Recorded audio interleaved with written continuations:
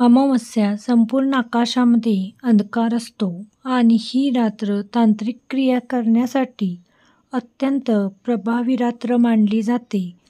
अशा अमावस्याच्या रात्री आणि दिवसासुद्धा जे तांत्रिक लोक असतात, ज्यांना ही काळी विद्या ज्ञात असते, हे लोक तुम्हाला काही पदार्थ मुद्दाम खाऊ घालतील, पण चुकूनही अमावस्येच्या दिवशी किंवा आधी 2 दिवस किंवा अमावस्या असते त्यावेळी तुमच्या घरी सतत वादविवाद होत असतात. हे कोणीतरी टोणे-टोटके केलेले आहे.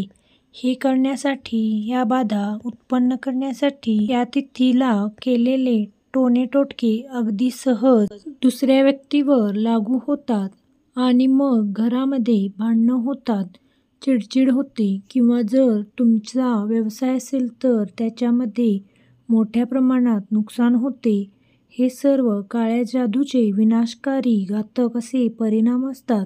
एखाद्याचं जीवनही ही काळी विद्या बरबाद करू शकते आणि म्हणून अशा विद्येपासून आपण स्वतः दूर राहा. या अमावस्या रात्रीस कोणती काळजी आपण घ्यायला हवी ते पाहायचं आहे. अनेक लोक याला अंधविश्वास, अंधश्रद्धा पण म्हणतील, पण ज्याला प्रत्यक्ष अनुभव आलाय त्यालाच या गोष्टी पटतील. अमावस्येच्या रात्री तुमच्या घराच्या आसपास, तुमच्या अंगणामध्ये, तुमच्या छतावर, बाल्कनीमध्ये जर एखादी अनोळखी वस्तू तुम्हाला दिसून आली, अमावस्येच्या दिवशी म्हणा किंवा दुसऱ्या-तिसऱ्या दिवशी, तर अशा वस्तूला चुकूनही हात लावू नका, तिच्यावरती पाय ठेवू नका किंवा तिला लाथाडू नका, म्हणजे लाथ मारू नका.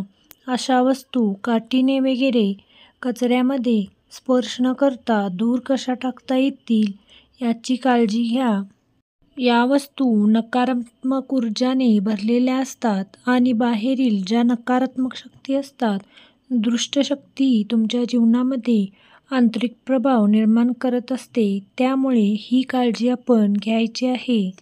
जर एखाद्या व्यक्तीबरोबर आपले वादविवाद होत असतील आणि जर ती व्यक्ती तांत्रिक क्रिया करणारी असेल, तर त्या व्यक्तीपासून आपण सावध राहायचं आहे. विशेष करून मिठाईच्या माध्यमातून हे लोक तांत्रिक क्रिया करतात.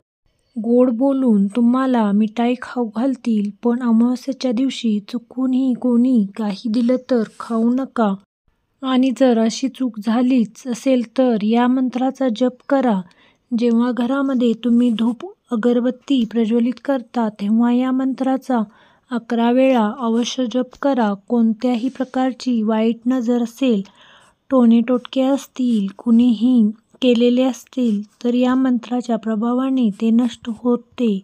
करून पहा, मनोभावे करा, नक्कीच प्रभाव पडेल. मंत्र: देव दानव सिद्धोघ पूजिता परमेश्वरी परानरूप परमा परतंत्र विनाशिनी.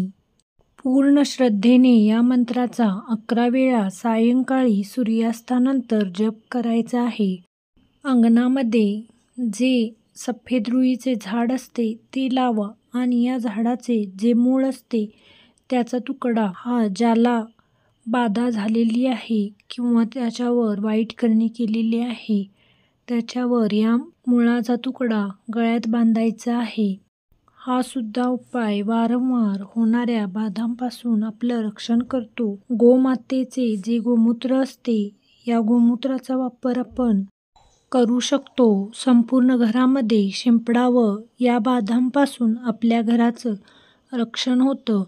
आपलं जे मेन गेट आहे, मुख्य दरवाजापासून संपूर्ण घरात हे अवश्य शिंपडा. शनिवारच्या दिवशी शनीच्या मंदिरामध्ये छायादान अनेक जण करतात. एक वाटी घ्या, त्यामध्ये मोहरीचे तेल घ्यायचं, त्याच्यात स्वतःचा चेहरा त्यात बघायचा आणि हे तेल त्या वाटीसहित त्या मंदिरात ठेवून द्यायचं. त्या तेलामध्ये 1 रुपयाचा शिक्का सुद्धा त्या तेलामध्ये टाकू शकता आणि त्यानंतर चेहरा पाहून ते तेल मंदिरामध्ये ठेवायचं आहे. जर वारंवार अशा प्रकारच्या बाधा होत असतील तर अमावस्येच्या दिवशी, पौर्णिमेच्या दिवशी, मंगळवारी किंवा चतुर्थ तिथी दिवशी, हे काही विशेष दिवस असतात त्या दिवशी पावित्र्य ठेवायचं आहे. म्हणजे संबंध ठेवायचा नाही. घरामध्ये साफसफाई ठेवा. सकाळी किंवा संध्याकाळी आपल्या घरामध्ये कापूर जाळावा आणि दररोज हनुमान चालीसाचं पठण करावं. जर शक्य नसेल तर शनिवारी नक्की करावं. श्री स्वामी समर्थ.